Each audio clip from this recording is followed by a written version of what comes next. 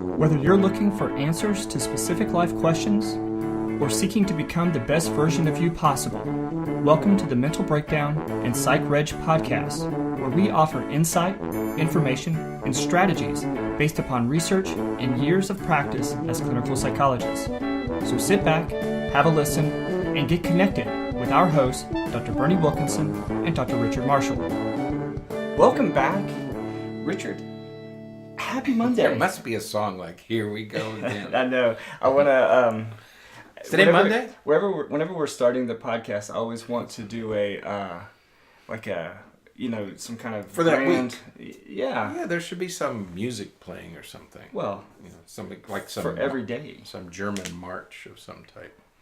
Dun dun dun dun. High steppers. That's right. So, but today bagpipes are in the background. That's not really German. Too somber. That's not really German. But it is You're Monday. But it is Monday. Yes. And we're starting a new week. We are. And we're starting a new week. This is kind of a hodgepodge week, because we're going to talk about all kinds of different things today. And we're going to start out the week discussing a topic that was asked of us by a listener. Yeah. And we love that. And we encourage our listeners to send in any topics that you would like for us to discuss. We are generalists. There's a interview coming up. Yeah, it'll be out in a couple of weeks. Right, with a fellow from England, another colleague. Right. From England. It's a fantastic conversation. Really good conversation, and we talked. He is also a generalist. He does a number of different things. We are. Dr. Berney and I are generalists. Right. So if there is a topic that you would like for us to discuss, please let us know. And today's topic is one of... I like to think that we're specialized generalists.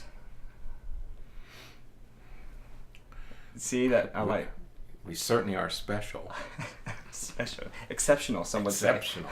No, because we do neuropsych, we do forensics, we do family, we do developmental couples. So we do a lot of different things. So that makes us journalists. But some of those general things that we do are also specifics. I think it's our background in medical schools and hospitals that you don't choose what comes in the door. You deal with whatever comes in, and that was our formative years were spent in those settings where whoever comes into the door gets treatment. That's right. You don't get. We were trained in places where you don't select a certain type of person or a certain type of disorder. Right. You don't specialize in a particular thing. You have to learn how to deal with everything. Yeah. And that's reflected in our work. So we have much broader experiences than most. Yeah. Yeah. Because of that. Yeah. So how did we get on that topic? Oh, because we are generalists, and we welcome our listeners to send in requests for any topic, because we can speak about a number of topics, and if we can't, we can get colleagues who can. Right, and we can research it and we can find out. Please feel free. Yeah. So today we're going to talk about. Actually, this is a topic that's pretty near and dear to my heart, because this is where I started. Speaking of our where you got where we started, right? We're going to talk about tic disorders today. Twitches, tics, and tic disorders, and all those kinds of movement things that we see, because there is a little bit of confusion. There's a little bit of some things that we need to talk about with it, some misperceptions and all. And this was written to us by a listener. She wrote into it and asked us. She said that she gets a little anxious sometimes, and when she gets anxious, she sometimes has a bit of a tic, a motor tic that she experiences, and was wondering some information about it. So we thought we would talk about that some. So I guess what we'll first do is just kind of differentiate some of these different things. Differentiate the different things. That's a strange sentence. Differentiate the different. It is. Yes. So now there's certainly twitches, and typically when we talk about twitches, we're talking about involuntary muscle movements, and that's like when your muscles just kind of tighten and stuff like that, right? Little spasm. That happens oftentimes when we're stressed, and can happen at different times when your muscles are fatigued, when there's a buildup of lactic acid in your muscles, you're meaning that you've used them heavily, like if you've gone on long runs or if you've done a lot more exercise than you typically do, your muscles will kind of flex and relax repeatedly, and sometimes painfully, but it's not really. That's not really a tic disorder, or not even really a tic. It's just a muscle spasm. It's more of like a muscle spasm. Yeah. Right. The muscle contracts involuntarily. Right. Sometimes you get eye twitches. That's one of the most frequent. Is you get a little twitching in your eyelid. That's just an involuntary muscle twitch. Right. Right. Now, a tic is typically defined as a non-rhythmic, though, and this is where we get a little bit sticky. Where the trouble starts. Right. It's a voluntary. It's an involuntary voluntary movement. Right. And so there's some confusion. That's like differentiating the different things. Right. The reason I say that it's voluntary is because there are some who have the ability to withhold those tics. To inhibit the performance of those tics. But yet there is this uncontrollable urge, drive, pressure to perform the tic. Right. And so oftentimes that urge and pressure does not relieve.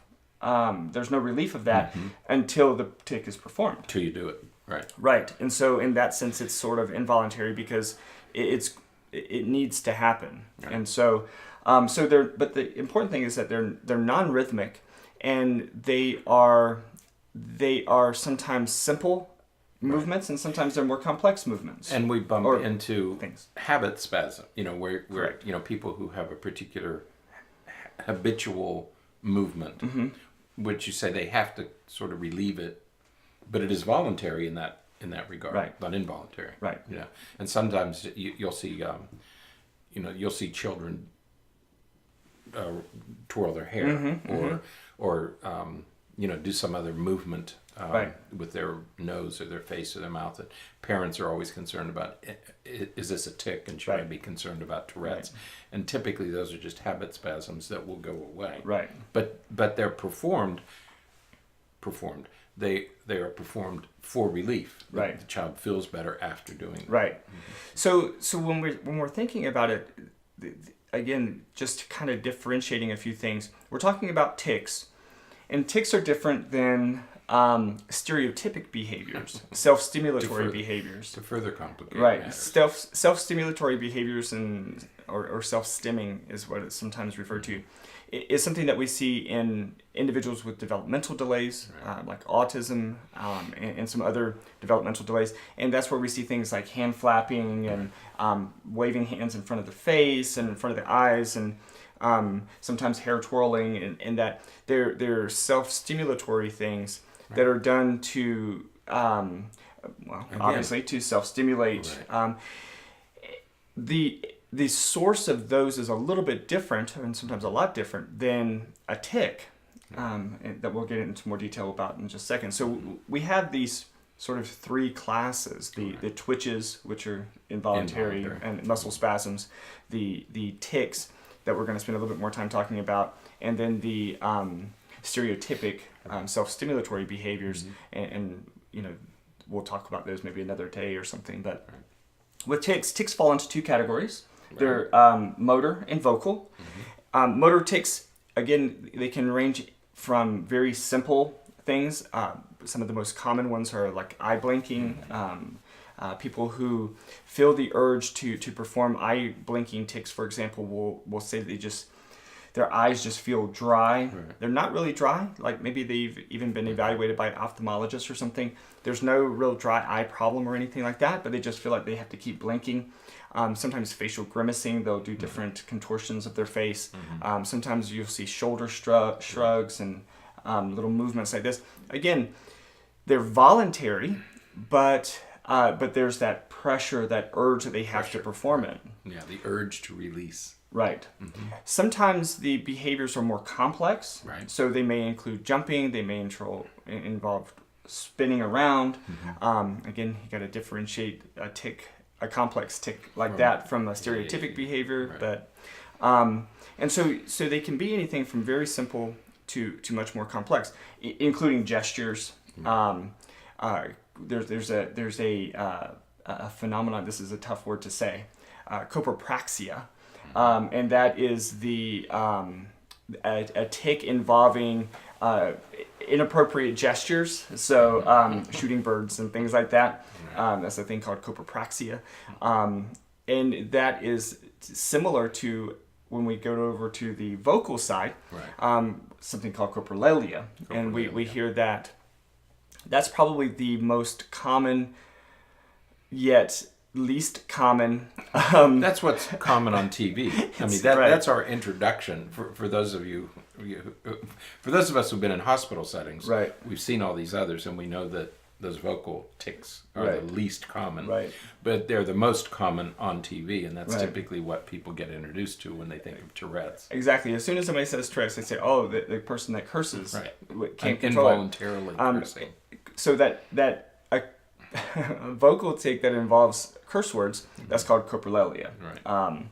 And foul mouth. I was going to say potty mouth. Potty mouth. Right. So yeah, it's the same. It's sort of the same thing.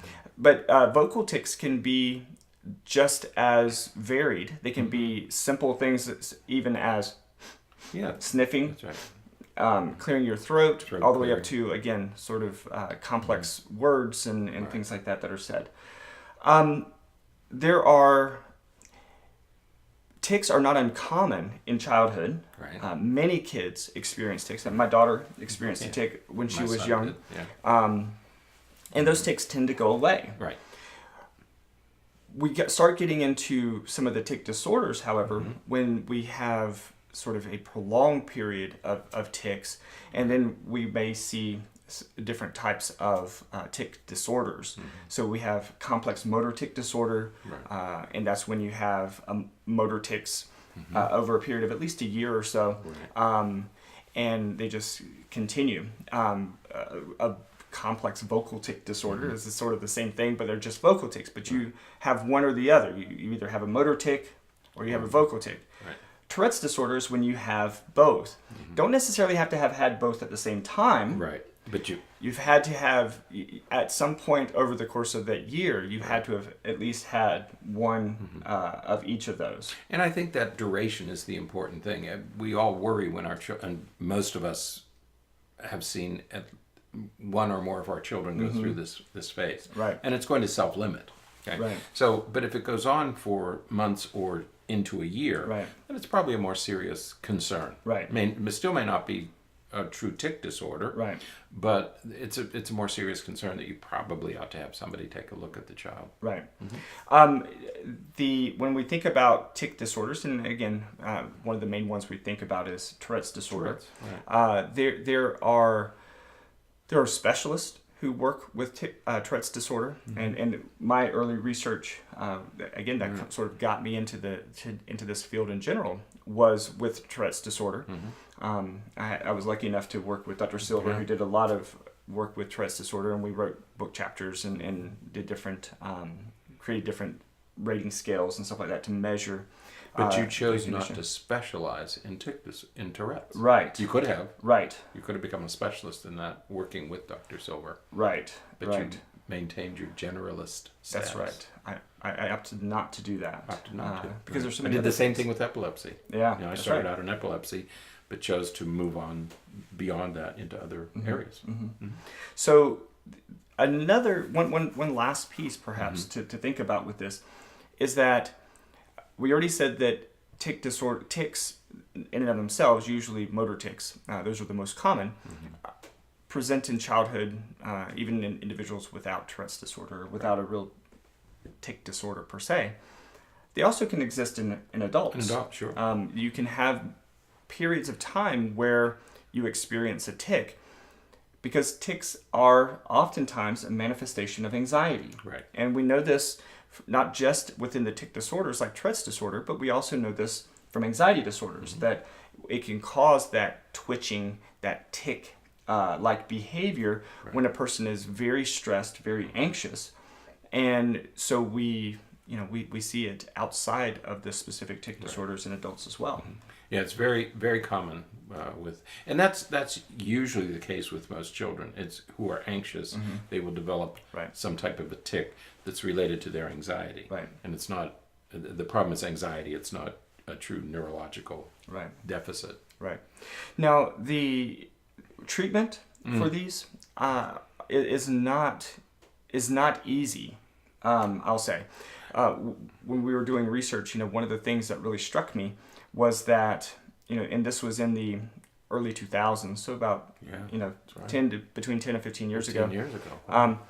The only FDA-approved medications at the time were Haldol and Orap, and those are both antipsychotics we used of the typical type, which are known to have pretty serious side effects and have some pretty problematic long-term effects especially if a child takes it. Right. But they were the only FDA-approved medications at that time, and I think still going. The most common medications prescribed for it are actually antihypertensive medications like clonidine and Tenex. The newer ones would be like Intuniv.